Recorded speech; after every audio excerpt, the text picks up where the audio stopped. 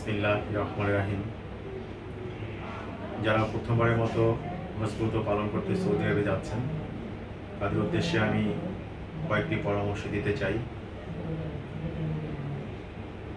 যারা প্রথমবারের মতো যাচ্ছেন সবাইকে আমি অনুরোধ করব, অবশ্যই প্রশিক্ষণ নিয়ে যাবেন। মুআল্লিম কর্তৃক যেসব প্রশিক্ষণ হয়,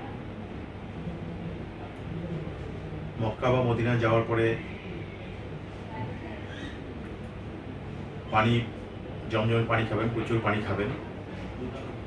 যাদের সর্দি কাশি বা ঠান্ডাজনিত সমস্যা আছে বা হতে পারে, তারা ঠান্ডা পানি খাবেন না। দেখবেন যে কিছু কিছু জারে নট কোল্ড এই কথাটা লেখা থাকবে, সেই সব জারে পানি খাবেন, তাহলে আপনি অনেক ভালো থাকবেন। আরাফাত, মিনা, মুজদালিফায়, জামরায় কোনো সময় দলছুট হবেন না। দলছুট হলে অনেক সমস্যা পড়বেন।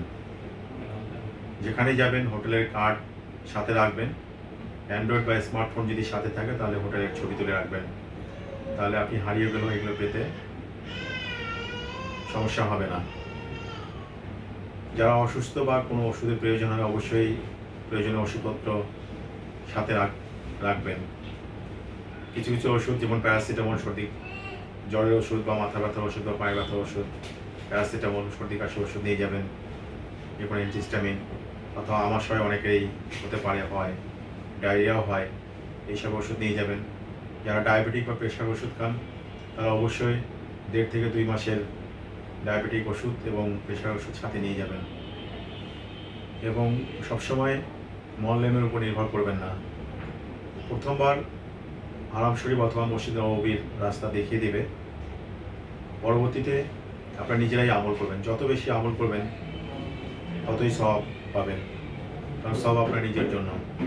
মুআল্লিম কর্তৃক যেসব প্রসিদ্ধ জায়গায় আপনাদেরকে নিয়ে যাবে জিয়ারত করার জন্য, সেখানেই মুআল্লিম কর্তৃক নির্ধারিত বাসে তাদের সাথেই যাতায়াত করবেন। আমল করার জন্য কোনো সময় মুআল্লিমের উপর নির্ভর করবেন না। আরাফাত, মিনা, মুজদালিফায় বাথরুমে দীর্ঘ লাইন থাকে,